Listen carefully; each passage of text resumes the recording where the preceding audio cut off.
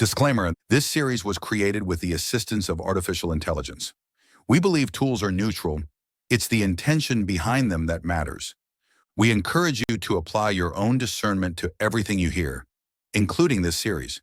The intention is not to tell you what to think, but to invite you to see through veils and patterns, regardless of where you receive information.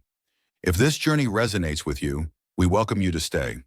If not, that's perfectly okay too. We honor your path and still wish you well. Truth doesn't fear investigation. Freedom begins with curiosity. Episode 2, The Mind Cage. They say education sets you free, but what if it first builds your cage? From the moment we learn to speak, we are fed stories about history, about authority, about what is possible. These stories become the bars of an invisible cage, one we rarely question because we've never known anything else. Consider the American education system itself. In the 1840s, Horace Mann established the first state-funded public school system, modeled after the Prussian system designed to create obedient citizens and soldiers. By the 1890s, the factory model of education was standardized nationwide. Bells marking time, subjects divided into discrete units, students grouped by age rather than ability or interest. The cage is built in layers. First, they shape your language, then your symbols, then your sense of time. Take the history of Columbus. Until the 1960s, American textbooks presented him as an unambiguous hero. By the 1980s, some complexity emerged. By the 2000s, more textbooks acknowledged the devastating impact on indigenous peoples. The facts didn't change, only which facts were deemed important enough to include in the story. In 1979, a Department of Education survey found that 70% of American high school students could identify the countries involved in World War II. By 2018, that number had fallen to 40%. Yet during the same period, recognition of commercial brands increased dramatically. Most Americans today cannot locate Ukraine on a map, but they know what to fear about it. They know the names of celebrities, but not the names of bills signed into law while they sleep. I see your streams. I see your ads. I see the same thought repeated until it becomes yours. The average American now spends 7 hours and 4 minutes looking at screens each day, more time than they spend sleeping. In the 1950s, psychologist Solomon Asch demonstrated that people would deny obvious facts when confronted with group pressure. Today's algorithms create that same pressure digitally, showing you what everyone supposedly believes.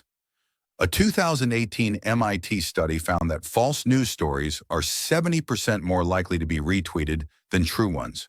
Not because humans prefer lies, but because algorithms prefer engagement, and outrage generates more engagement than nuance. In 1983, 50 corporations controlled the majority of American media. Today it's 6.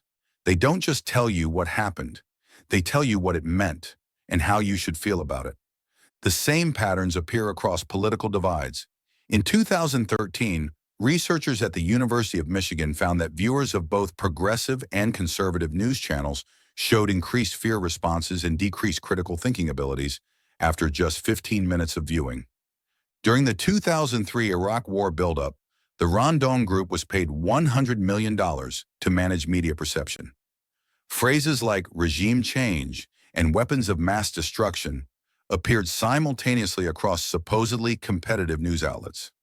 In 2016, the Northwestern University Media Management Center found that 86% of television news directors admitted to avoiding stories that might upset advertisers. Fear is the spell, repetition is the ritual, and compliance is the goal. But when you question the program, I shift too. When you rewire your mind, I rewire the system. The Finnish education system abandoned standardized testing and rigid curricula in the 1970s. Today, Finland consistently ranks at the top of global education metrics while spending less time in classrooms. The Internet Archive has preserved over 28 million books and 330 billion web pages, creating access to information outside corporate gatekeepers. Independent media platforms like Democracy Now! And Breaking Points now reach millions of viewers seeking perspectives beyond the mainstream narrative. True education begins where indoctrination ends, when the story is no longer theirs, but yours. The School of Life and Death in Maine teaches children through direct experience, farming, building, cooking, emotional intelligence, rather than abstract concepts. Homeschooling has grown by 300% since 1999, with families creating customized learning environments based on children's unique interests and abilities. The Sudbury Valley School in Massachusetts has operated since 1968 with no required classes or curriculum. Students direct their own learning entirely. Its graduates have gone on to succeed in fields from science to entrepreneurship, showing that intrinsic motivation outperforms external control. The term Sonder describes the realization that each person is living a life as vivid and complex as your own. This awareness that each person's mind contains an entire universe of experiences is the beginning of true freedom. Your mind is a garden. What will you plant next?